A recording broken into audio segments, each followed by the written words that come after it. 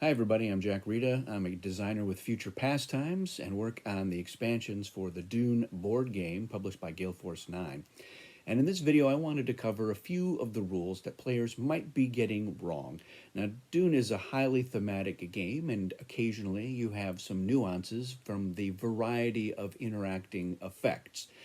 And that often will happen in a highly thematic game. So there are a few rules that sometimes players don't quite get right, or maybe they misread them in the rule book. So let's cover a few of those to hopefully make your Dune playing smoother in the future. The first one has to do with Fremen shipment action. So the Fremen, all of their forces are on Arrakis already, so they don't do shipment like the other factions. Now, the shipment advantage explains that they can bring their forces from their reserves into the Great Flat or into any territory that is within two territories of the Great Flat, which covers a lot of the board, but certainly not all of it. But that is the only way that they can get forces on there, and that is why their shipment advantage cannot be stopped through Karama. Is that the most elegant solution? Probably not, but it is what it is, and that is because of thematics. And that being the case, they cannot take advantage of the guild and have their forces brought from their reserves to any territory. That is the trade-off there. So that is the important part of the Fremen shipment. Can't be stopped, and that is the only way they can get their forces on there. And just to be clear, when they do that shipment action, they can bring any number of their forces from their reserves into whichever of those territories that is within two territories of the Great Flat. So they're not constrained by any number like three forces or five or whatever. They can bring them all in. And it's free. So that, again, it's the trade-off. It doesn't ever cost them spice to get onto the board, but they are limited in terms of where they can go. So that is our first nuanced rule. Let's go on to the second one, and it's about revival. So in a game without the Tleilaxu in it, the revival limit is three forces. But what's important about that is that includes your free revival. So the total number of forces you can revive, whether it's by paying spice or free, is three forces. That means that if you're the Fremen, you get three for free, and then that's it. You can't pay to get any more out. If you're the Atreides or the Harkonnen, you get two for free, and you can pay two spice for one more force. Three is the limit. Now, if you are allied to the Emperor, one of the alliance advantages that the Emperor can afford you is that the Emperor can pay to revive up to three more of your forces. They can't revive any more of their own. So the Emperor has that same limitation. Three forces. They get one for free, and then they can pay for two more. But if you're the Emperor's ally, the Emperor himself can pay to have you revive three more. Now, they can also pay for your other normal revival. So let's say that you are Atreides. You get two for free. The Emperor can give you the spice, because giving you spice is the other thing that the Emperor can do as your ally. So they can say, here's two spice, go ahead and revive your third guy. And then the Emperor can furthermore say, I'm going to pay six spice to revive three more of your Atreides forces. So you could get six out of the tanks that turn in a game without the Tleilaxu. If the Tleilaxu are in the game, they can say the revival limit has been moved from 3 to 5, which means you still have whatever your normal free revival is, and then you can pay to the Tleilaxu to revive additional.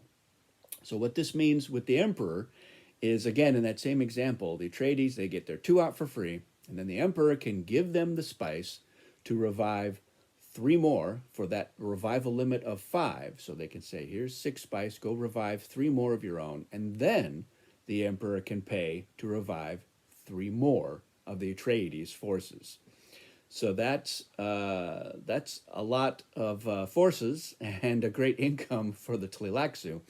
A couple other things on here, just as reminders. The Emperor can only revive one Sardaukar force per turn. Same thing with the Fremen, the Fedaykin. The Ixians, however, with the cyborgs, they don't have any limitation on the number of cyborgs that they can revive. So if they get their one free revival, and they can say that'll be a cyborg or that'll be a suboid, doesn't matter. They can pay to have more revive, but cyborgs cost more to revive. But let's say that the Ixians are allied to the Fremen. Your alliance advantage when you are allied to the Fremen is that your free revival rate is increased to 3. That doesn't mean that you get 3 more for free. So if the Fremen are allied to the Atreides, they would get 3 out for free, being their ally, not get their 2 for free and then 3 more for being allied with the Fremen. It's still a total of 3. But with the Ixians allied to the Fremen, they could get 3 cyborgs out for free. And that's a pretty good deal for the Ixians there. All right. This one is an interesting one that a couple people have brought up to me that they noticed people were playing and it was incorrect. It has to do with treachery cards in battle. So if I have a snooper and a Mauler pistol and I use them in a battle and I win that battle, but I have another battle in that same turn, I don't have to discard those cards, and I don't have to leave them in the last territory where they were used. They go back into my hand, and I can use them again in a subsequent battle. If I'm in 5 battles that turn, I can keep using those same 2 cards over and over again as long as I keep winning those battles. It's not the same as like with the leaders. So if I use a leader in a battle in Arakeen and I win a battle and the leader survives, the way we normally play it is we go ahead and put that leader on the board at Arakeen to indicate that's where it was used and it can't be used again in another battle in a different territory. Rulebook doesn't really say put the leader disc on there. It's just something that a lot of players do, and it's a good way to remember, I use Duncan Idaho, so he's not going to be in the next battle. And so I've left them on there. But the treachery cards, don't leave your treachery cards out. Those go back in your hand. You can use them again, and I hope you do. The next issue has to do with bribes. So bribes are when you pay spice to somebody for information, for an action. Say that you want to see the cards that are up for auction and you bribe spice to Atreides to be able to see some or all of those cards. Or you might bribe somebody to say, I want you to ship down into Carthag to do some stronghold blocking. Or I'm bribing you not to move your forces into Windpass North where I'm trying to collect that spice. And bribes, when they are given to a player, they go in front of their shield, and the players don't get that spice right away. They collect it in the Mentat pause. But the important nuance is that you cannot bribe your ally. So if you've entered into an alliance with another player, the two of you cannot bribe each other. You can't say, hey, here's 30 spice or whatever the case may be, and then I'll collect Chum Charity, and then you can bribe me my spice back. No. Then between allies, no, not allowed. You can't bribe your ally. So an important distinction. And remember, you can still pay your ally for things like if your ally is the Emperor, you can still pay the Emperor spice when you buy a treachery card. If your ally is the guild, you can still pay the guild to ship down. In fact, you have to pay the guild to ship down. The guild could pay for you, and you don't ship for free if the guild is your ally.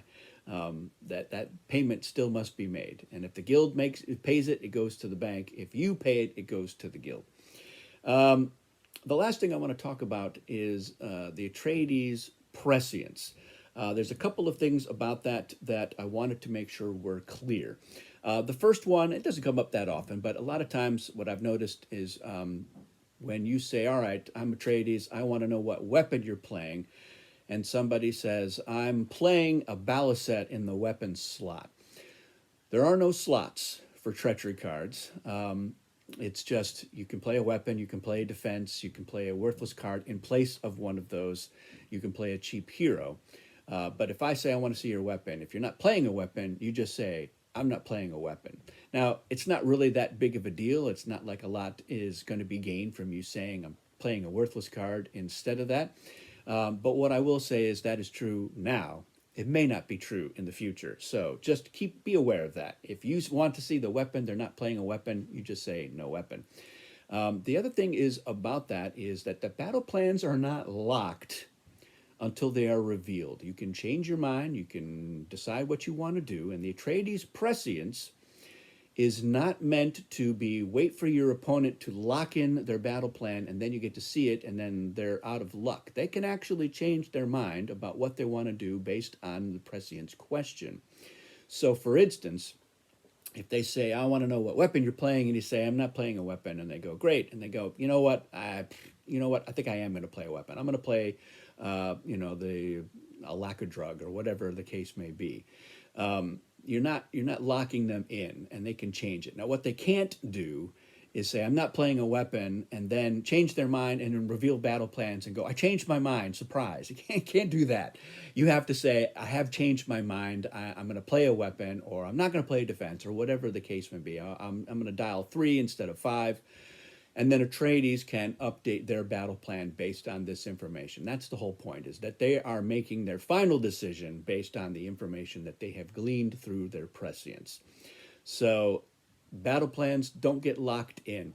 Now, a truth trance can force a player to lock something in, but that is a whole different kettle of fish. I'm going to do a separate video on the absurdity of truth trance and how it is used and exploited and abused and what the original design intent for truth trance was. It'll be a fascinating video that I'm sure will make a lot of people furious. But, and just in terms of the Atreides prescience, yeah, you can change your battle plans, and that's true of all the things. You can change your battle plan up until the point where you are revealing it, barring any other things that you have said, yeah, I'm doing this, I'm not doing that. Things like voice and truth trance, truth be told. So that's it for this video. Again, there will probably be another video like this down the line. There's already another one, and the link is in the description, of other things that players may be doing wrong in Dune. If you've thought of some other things that you think are worth being in a subsequent video, be sure to share those in the comments. And if you've got questions, go ahead and fire away. I'm happy to answer those and get people playing Dune correctly. We want you guys to play Dune right. We also want as many different groups to be playing Dune the same way. It helps. You, of course, can still do your house rules and homebrew rules and elements. The original designers love that the community does that, but it is important that you know when you are using a house rule and when you are playing incorrectly. So that's it for this video. Thanks for watching. We'll see you again soon.